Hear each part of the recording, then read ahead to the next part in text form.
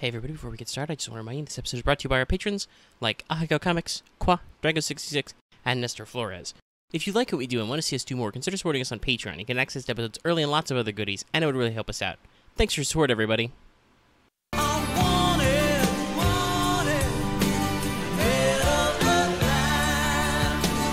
Hello everyone, welcome back to Let's Talk FGO Wanted, the show where we tell you whether or not you want to roll a 5-star. As always, that's a joke. You can't actually force people to want 5 stars, but we'll see if you want this character or not.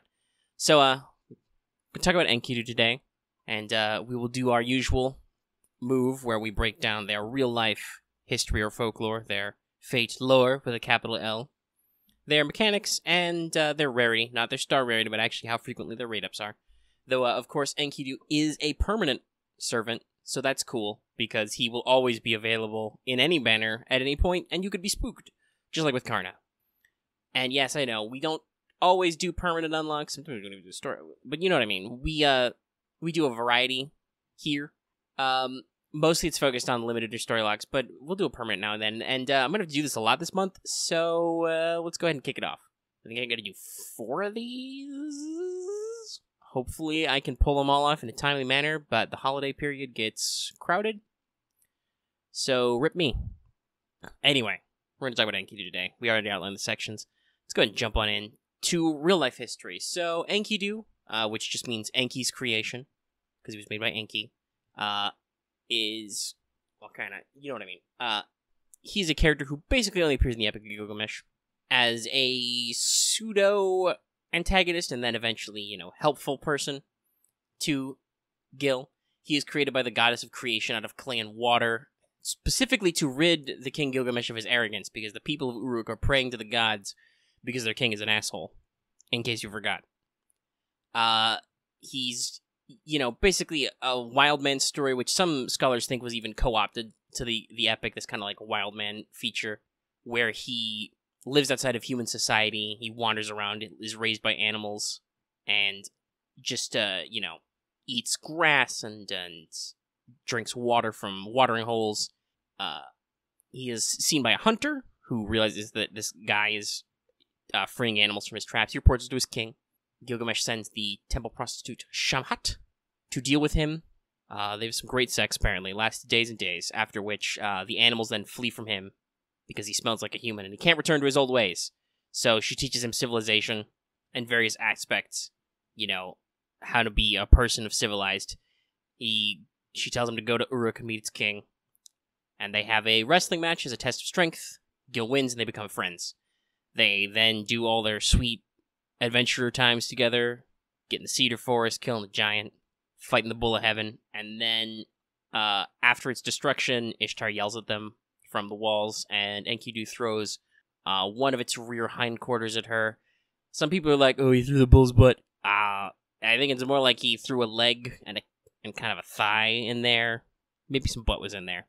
But yeah, he just chunks of it thrown at her, which turned out poorly for him. Hey, don't disrespect the chief goddess of your city, even if she was being a jerk to you. That's not a good idea. Ishtar, you know, wants them both to be punished, but only Enkidu is punished, and he suffers a terrible wasting illness and dies and curses humanity, and it sucks for him. This causes Gilgamesh to come part on the basic third act of the story, which is to seek immortality, because boy howdy, dying sucks. And then there's some non-canonical tablets about Enkidu's journeys in the underworld, but a lot of scholars think that was like a sequel or an add-on. People are like, oh, this story's really cool, let's talk about that Enkidu character. Ooh. And yeah, there's not really much else about him in history. He's just in the epic. He's Gilgamesh's bro. He's created by the gods to sort Gilgamesh out, but that doesn't work. So we have to teach Gilgamesh his lessons the hard way.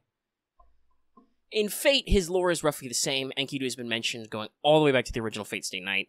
Gilgamesh has his own noble phantasm of the chains, which is named Enkidu for some reason. I don't know if maybe Tymoon didn't realize what they were going to do with the characters over time, but anyway, he's there. Enkidu is literally clay, and so his physical form is mutable. His actual physical form, most of the time we see him in, is basically the same face and rough body shape as Shamhat, but he's still a good old clay boy. And that's actually some of his powers relate to clay. And he does have this famous meeting with Enkidu. It's been described in some background materials, where they actually clash, and it's not just wrestling, they also get, animal superpowers up in there. And that's what kind of prompts Gil to come up with the idea of just throwing his treasure items at people. Interesting how that works. Also, Enkidu is a character in Strange Fake, so if you're interested in that, interested in him, you can go and check that out. Enkidu will be physically appearing as an ally in the upcoming Babylonia chapter, which is why obviously we're doing this, and some other places, and it'll be kind of interesting to talk about some of that stuff and see with him, see if he's any big deal. Other than that, mostly he's just outside of Strange Fake and like some of the FGO stuff. He's mostly just a background character. We'll see if he gets more in there. But he does fun stuff and he's cool. And that lore actually went by really quickly. But that's to be expected, actually. Like, as much as he's a very impactful character to the Epic of Gilgamesh, it's really just like that one slice of him. He's history's first bromance, and then he dies terribly. So, let's just go ahead and jump into mechanics, because that's fun. So look at this core stats. Enkidu has, out of the 5-star Lancers, he's got fairly low attack. He's on the lower end. He's a little bit above Tama Lancer, and a chunk above Aresh Kigal. Aresh Kigal has noticeably more HP than he does. But other than that, his HP is pretty good. Another fair comparison of like a big story-involved Lancer might be with Lancer Alter. I mean, not Lancer Alter, regular Artoria Pendragon Lancer, who has a smidge more attack than him and a smidge more HP, but obviously she's AoE and also story-locked. You'll probably compare him a lot to Karna, another permanent Lancer who's AoE and is also a 5-star. They're basically the two right now. Karna has obviously a smidge more attack, and not really more smidge, it's almost 2k more. But he has a similar smaller amount of HP to Enkidu. So, core stats are pretty good. Generation, star generation, pretty typical. NP charge for this type of deck with a Lancer is pretty typical. You'll notice his hit counts are pretty good, so that will probably service him okay, but he's only got the one arts card.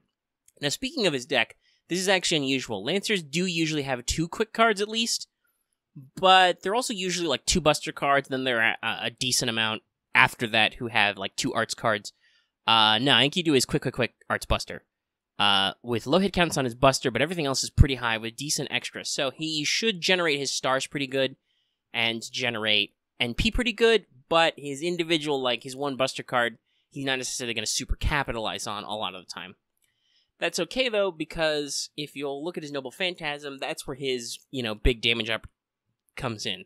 First, he attacks the enemy with defense down for 3 turns, which is decided by overcharge, so the base is 20%. That's a decent debuff, and it sticks for 3 turns, which is pretty good. Theoretically, if you could pop multiple NPs, you might get in there. He doesn't really have any skills or effects to enhance that, but he does have that. He does have like the middle ground generation, and he's got at least 1 really good arts card. Arts AQQ or QQQ chains should generate a decent amount of NP. Then, of course, his NP is a single target buster, deals powerful damage to 1 enemy, decent multiplier with his okay attack. And then another important effect is that this has a 500% chance to stun targets with the divine trait for 1 turn. So basically, it's like Skahawk's NP, except that it only stuns divines. There's a fair number of that, obviously. Hey, fun fact, Gilgamesh is an archer who is divine. And there's that. Karna's a Lancer who's divine, if you want to do your middle of the row sort of, neutral damage. Let's see, how many archers are there that are divine, actually? Arjuna, obviously, that's a big one. Gil, Kid Gil, Ishtar, that's probably a good matchup for him. I'm skimming. I'm not really seeing any other major ones. But there are some berserkers also, and then, of course, there's, the ever-present neutral damage. Right? Yeah. Oh, Chiron? Don't know how big a deal that is. So it's not bonus damage, but it's a bonus stun, so maybe you don't even care about the class damage, right? You're just using it for a stun chance. He does get the defense down. And the baseline attack. He's single target. Karn is AoE. That's pretty good break up there. Also, now I'm thinking I may have accidentally implied that Enkidu was also AoE earlier. No, I'm just saying that Karna was AoE. You can clearly see that he is single target from the image that's on screen. Thank you, graphics. Let's talk about his skills. So, Transfiguration A is his first skill. So you're obviously like, okay, here's the damage. So every 5 turns, he gets 1 turn of 50% Buster Up. Standard mana burst type thing. And then you get a random 1-turn buff on either Quick or Arts card's effectiveness. I gotta say, especially with it being random, the second card type, the second effect's a huge write-off. Like, maybe you get lucky and you have it boosts Quick and you're like, ooh, I can do maybe a BQQ or a BBQ chain. But since it's only 1 turn, it's not that great. The Arts boost is like super conditional because he's only got 1 card. I mean, sure, you'll probably get some decent refund on that, but still, it's not great. Mostly you're just going to use it for every 5 turns you can get a 50% booster on your NP, which, remember, starts with a minimum 20% defense down, okay? So that's a pretty good damage steroid as a boss killer. You'll probably use that a lot to smack down some nasty man archers if you're fighting a lot of archer bosses. Second skill is Presence Detection A. This decreases one enemy's critical hit chance for 3 turns, and then removes one enemy's evade buff. So evade buffs are not uncommon on archers, or just, in general. That can be fun if you're facing an opponent who does a lot of evades. It's a 5-turn cooldown, and the critical chance goes up to 50%, which is pretty good. Also, there is a rank-up quest for this eventually. He will gain the ability to also gain, I think it's a 1 turn of evade for himself, which is every 5 turns, so, that's a immunity to most NPs right there. Barring ones like, Lancer Artorio, who get person. Yeah, anyway. Still, the crit chance down is pretty safe, and just the ability to peel off enemies' evades, while specific, pretty decent. I mean, he doesn't have any other way to get through them on his own, so that's pretty good if you want to try and smack down enemies who are trying to dodge your big punch. And then lastly, we have the skill, which is currently translated as Consummated Shape. You'll notice the cooldown is huge, 10 turns at minimum level, but what it does is also huge. It removes his own debuffs, which is always good, especially if you're aiming for like a boss killer type, right? Like, he really doesn't want to be debuffed. But it also gives him huge heal. The level 1 is 5k healing. The max is 10,000 HP recovered. It is the single biggest heal in the game, I'm pretty sure. So yes, it is a big, stonking cooldown, which hurts the debuff removal. But boy howdy, this Clayboy already has huge HP. Huge, I'm telling you. Like, I stacked it up, and he's got, like, I think it's the it's the 3rd highest HP, and he's only, like, 300 less than number 2. So, he has some endurance. If you're in a big, long fight, Enkidu will live a long time. You can kick his ass, down to like 3/4 HP, or hell, you can go down even lower if you want to risk it, and pop it, and you get, a huge amount of HP back. Enormous. At minimum, without even putting anything into the skill, right? Because you're like, fuck, the cooldown's forever anyway, I'm not going to waste points on it. Even if you keep this skill at level 1, you're talking 1/3 of his max HP comes back. It's nuts. This is a great longevity booster, combined with the fact that he gets an evade later. Enkidu can live a long time, and with that, mana burst effect and maybe some support, because also, goddamn, look at those quick cards. 4 hits, nice middle-of-the-road star generation, because he's a Lancer. You'll make some star change there, okay? So, yeah, no, he can lay down some hurt over time, and like I said, you've got a mana burst for big burst damage. Smack the enemy, put him in an NP chain maybe, stun divine enemies, just do big damage. He will be a very decent single target Lancer. If you, for instance, were not blessed with a Skahawk or a Tama Lancer, he'll do pretty good instead of them. Let me actually check, because Tama Lancer does she have slightly better or slightly worse? So she has slightly worse attack, and she's only got a charisma effect.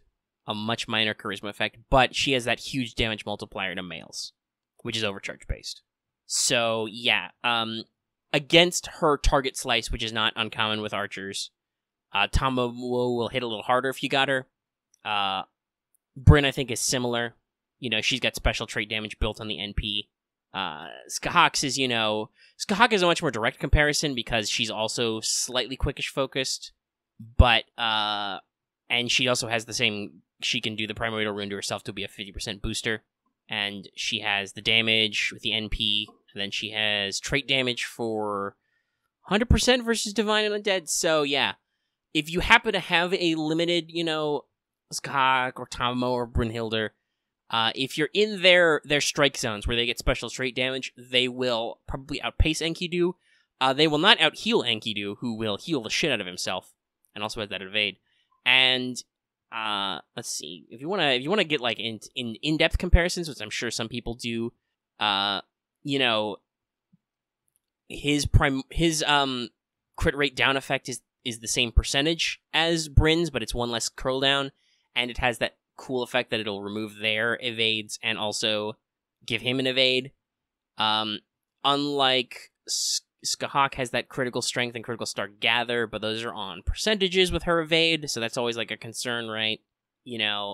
Tama Lancer has a more broad stall option with the fact that she can do that charm on her, Midsummer Curse, which also curses the enemy and reduces their defense by potentially a much more zone and also reduces their charge.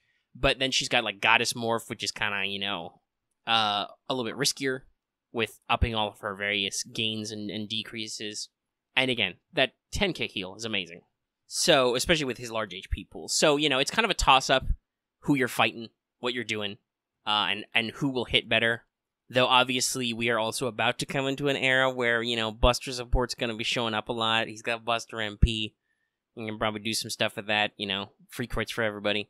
So, there's a lot of synergy, I think, there. But if you did happen to already be blessed with a much more rare Lancer, almost said Archer, it's okay not to go whole hog on this banner if you are looking at mechanical concerns, right?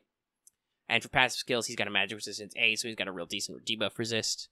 If you're thinking about, like, comps or CE selection, you're really torn. Do you want him to do Quick better, because he's got a lot of that, or do you want him to do Buster better and, like, NP better so he can hit harder on his NP? Probably depends on what you're doing and what the rest of your available servants are.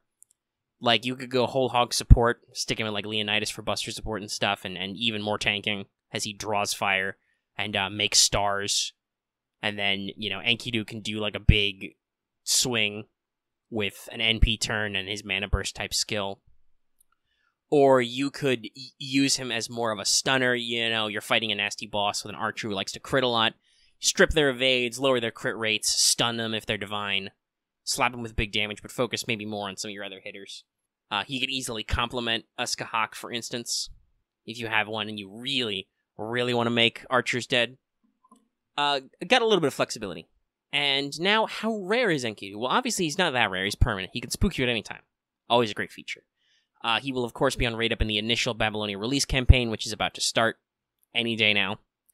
He will also be on raid up, of course, during Chaldea Boys Collection, because even though Enkidu is tagged as genderless, he's also a sweet, sweet dude.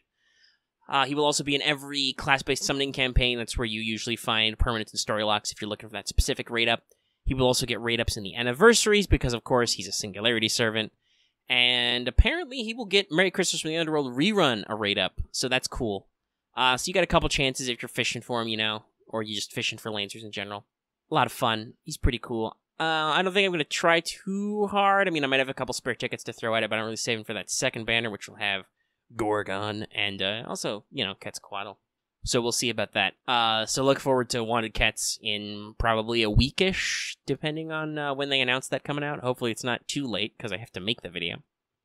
And if you're interested in maybe some opinions on Castergill, who will also be on raid up with Enkidu, and Gorgon in future, stay tuned to Let's Talk FGO, because we will totally have So You Didn't Get That 5-star segments on them. And look forward to Let's Talk FGO in general. Alright, that's the video. Hope you guys had fun. Hope you enjoyed some of that commentary, that back and forth there. If you like this video, give it a like. If you have any comments, leave them in the comments section down below. Your own Enkidu strats, plans, thoughts, whatever. You can also get in touch with our Discord. That link is in the description. And of course, if you are new here and have not already, please subscribe. Best way to get new content on our channel. And even if you already subscribed, don't forget that bell for notifications, so you always know when a video is posted. And of course, like it says at the front of the episode, consider supporting us on Patreon. You can get access to this episode early, a whole day extra day to plan out your spending better, and also just in general get access to extra goodies and fun stuff. Like for as little as $1 a month, you could have listened to the Let's Talk FGO episode that is already out now, instead of waiting for Editor Lucky to finish it up. Not that you have to worry, because as I speak, Editor Lucky is uploading this right now. They'll probably have come out at the same time, and this will be really funny in retrospect if you're like watching them back to back. Other than that, you know, we got other ways to support us. We got merch. You check out our store. Buy a cool t-shirt. Alright, I'll let you guys go. I'm done rambling. We'll see you in the next video, whether that's a Let's Talk FGO or a Wanted or any of the other videos we put on our channel. We put a lot of stuff. Please watch. I try to put out a video every weekday. And, of course, you know, keep your quartz hot. Keep your wallet safe. Because strap in, we got a long month of this stuff.